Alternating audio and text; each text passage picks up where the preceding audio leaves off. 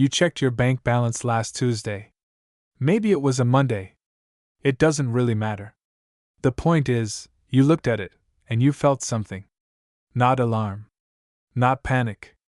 Just this low, dull sense that the number was smaller than it should be. Smaller than what you remembered earning. Smaller than what the math in your head says it should be. So you scroll through the transactions. And everything looks fine. A grocery run? Gas. A dinner out once. Nothing reckless. Nothing that should explain the gap between what came in and what stayed. But there it is. $11 here. $14.99 there. $7.99. $4 and change. 15. Another 15. A couple of them you recognize immediately. Some you have to stare at for a second before the name clicks. And at least one, you genuinely cannot place. You're not even sure what it is. You close the app. You tell yourself you'll look into it later. You don't look into it later. And here's the thing, that moment, that exact feeling, that small unresolved friction, it isn't random. What's happening isn't dramatic. It doesn't feel like a crisis because it isn't one. Not yet. Not in any visible way. What's happening is simpler and quieter than that. Somewhere along the last few years, you signed up for things. Reasonable things. Things that made sense at the time, or things that came free and then quietly converted. A streaming service when everything moved online. A productivity app that had a trial. A music platform because the other one raised its price and this one had a deal. A cloud storage upgrade because your phone kept warning you it was full. A news site because there was one article you really needed to read. Each of those decisions, in isolation, was rational. It made sense. $5 to $15 per month is not a lot of money. And your brain knows that. Your brain evaluated each of those transactions individually, approved them, and filed them away. That's actually the mechanism. Right there. The individual approval. Human beings are remarkably good at evaluating single choices. We are not naturally wired to evaluate the accumulated weight of dozens of small, individually reasonable choices running simultaneously in the background of our lives. Behavioral economists call this disaggregation bias. We assess things in pieces. We rarely add them all up and look at the total as one number, as one recurring cost that we've committed to, every month, indefinitely. Subscription businesses understand this. Not in a predatory way, in a structural way. The model is designed around exactly this feature of human cognition. Small recurring charges are psychologically invisible in a way that large one-time purchases simply are not. If someone told you to hand over $400 in cash today, you'd feel that. You'd think about it. You'd weigh it. But 12 charges of $33 each, spread across a year, drawn quietly from a card you barely look at, that registers differently. It barely registers at all. And the gap between what you earn and what stays, that gap lives right there. What you've built, without fully deciding to, is a recurring financial infrastructure that runs whether you use it or not. Let's just stay with the math for a moment. Not extreme numbers. Not worst-case scenarios. Just ordinary ones. The average American household now carries somewhere between 12 and 17 active subscriptions at any given time. If you look at studies from the last few years, from financial research firms tracking spending behavior, the numbers keep shifting upward. People consistently underestimate what they're spending on subscriptions by about 40 to 80%. Not because they're careless. Because the model is designed to be easy to forget. If your subscriptions average out to $30 each, and you have 14 of them, you're spending $420 a month on recurring digital commitments. That's $5,040 a year. Not in emergencies. Not in irregular expenses. In steady, predictable, automatic outflows that are happening whether you had a good month or a hard one. Whether you used the services or not. Whether you remembered signing up or not. And here's where it connects to something that isn't about money at all. That kind of spending, the kind that isn't tied to a decision you're making right now, it creates a particular type of low-level financial stress. It's not the stress of a crisis. It's the stress of mild, chronic unpredictability. It's the feeling that you should have more financial room than you do. That feeling of almost enough to save more. Almost enough to feel comfortable. Almost enough to stop worrying about the next unexpected expense. That, almost, is doing a lot of psychological work. And a meaningful portion of it is being quietly generated by a background layer of commitments you've mostly stopped thinking about. There's something almost eerie about realizing that your financial stress might be, in part, a subscription problem. Not a salary problem. Not a spending problem in the way we usually imagine it. A subscription problem. Slow, steady, invisible. The money isn't being taken dramatically. It's just leaving. Every month. Quietly. It's worth understanding why this structure exists the way it does. Not to be suspicious of it. Just to see it clearly. The subscription economy, as a business model, is fundamentally about predictability. From a company's perspective, a subscriber is more valuable than a one-time customer. Not just financially, structurally. A subscriber generates revenue that can be forecasted, planned around, built upon. The model rewards retention, not just acquisition. So the entire infrastructure of a subscription business, the pricing, the billing cycles, the cancellation flows, the pause options, the downgrade suggestions, all of it is engineered around one thing: reducing the friction of continuing, and increasing the friction of leaving. This isn't sinister. It's just how the model functions.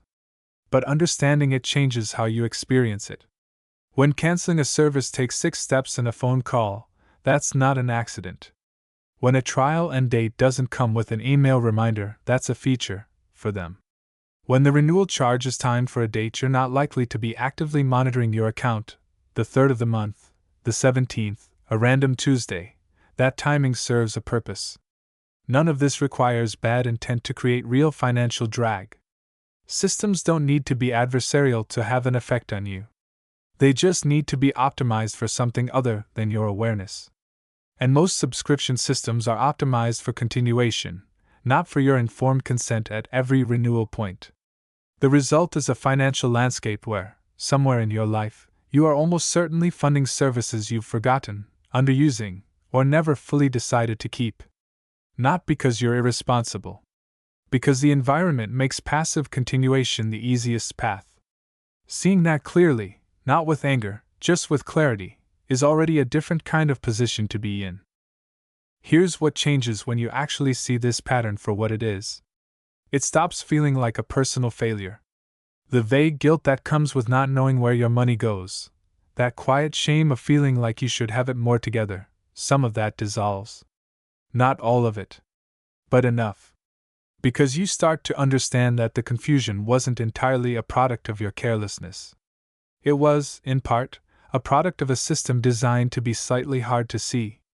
And when something stops feeling like a character flaw and starts feeling like a solvable structural problem, the emotional weight of it shifts.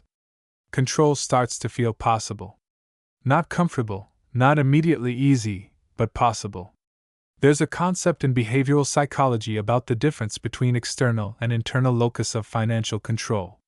People who feel like their financial life is largely happening to them, driven by forces they can't see or manage, tend to experience higher baseline financial anxiety, more avoidance behavior around money, and worse long-term outcomes. People who feel like they can actually see the mechanisms and adjust them, even modestly, report meaningfully lower anxiety and more consistent financial behavior. Not because they earn more. Because perception of control is itself stabilizing. Subscription creep is a perfect example of money leaving your life through a channel you didn't fully design and probably haven't reviewed. Closing that channel, even partially, is a genuine act of financial self-determination. It's not dramatic. It's not a transformation. It's just, you can see a thing now that you couldn't before, and that matters. What you're aware of, you can influence. What runs in the background, it runs. That's the whole difference. So what does this actually look like when you do something about it? And I want to be clear, I'm not going to suggest you audit every dollar with a spreadsheet and a highlighter and restructure your entire financial life this weekend. That's not realistic, and it's not what this is about. This is about small structural awareness, applied once, consistently. The first thing, and this takes about 20 minutes, is to go through 1 month of bank and credit card statements and simply write down every recurring charge. Not to judge them. Not to cancel them all. Just to see the full list. To convert a background financial reality into a visible one. Most people, when they do this for the first time, find at least 2 or 3 charges they either forgot about or no longer use. That's not a character indictment. That's just what the landscape looks like. Once you can see the list, the second step is even simpler. Ask one question about each item. Am I using this actively? And is the value I'm getting proportional to what it costs? Not. Is this luxurious? Not. Should I even have nice things?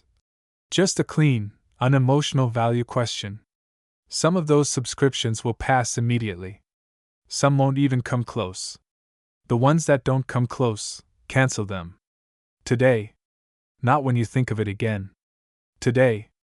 Because the friction you feel around canceling is real, and it is designed to be real, and it will always win if you defer. Third, and this is the slightly more structural piece, consider moving as many active subscriptions as possible to a single card. Not for reward points or anything like that. Just for visibility. One card becomes the subscription card. When you look at that statement, you see your full recurring financial footprint in one place. It stops being invisible. There's also something useful about setting a calendar reminder every 6 months, not every month. That's too much friction, just every 6 months, to run through the list again. Because subscriptions accumulate in both directions. New ones appear. Old ones you've grown out of persist. A semi-annual look keeps the floor from drifting upward without your noticing. None of this is revolutionary. None of it will transform your finances overnight. But a $200 reduction in monthly recurring costs, which is very achievable if you look honestly, is $2,400 over a year. That's not a small number. That's an emergency fund. That's a year of contributions to something that compounds. That's the difference between financial breathing room and financial tightness. And it was already yours. It was just leaving quietly. I want to leave you with this, because I think it matters more than any of the practical advice. The reason subscription creep works, the reason it accumulates so effectively over time, isn't because people are careless with money. It's because the model is designed to match the shape of human psychology almost perfectly. We make decisions in moments. We rarely review our accumulated commitments. We feel friction around cancellation and relief around convenience. And so slowly, incrementally, without any single dramatic moment, a financial drain takes shape in the background of our lives. Understanding that isn't discouraging. It's actually the opposite if you let it be. Because once you see a system clearly, once you can name the mechanism, understand the design, locate the thing that was fuzzy, it loses some of its grip. Not all of it. The system doesn't change because you understand it. But you change. Your relationship to the thing changes. The passivity that the system depends on becomes slightly harder to maintain. You checked your balance and something felt off. That feeling was information. It was your financial nervous system registering something that your conscious attention hadn't caught up to yet. And now you have a name for what it was, and a sense of what to do about it, and maybe a little less of that background hum of financial unease that you weren't quite able to explain before. That's not a small thing. Clarity is not a small thing. You don't need to be more disciplined. You don't need to earn more. You don't need to overhaul your life. You just need to look at what's running in the background and decide calmly, deliberately, what deserves to stay there. That's enough. That's actually enough.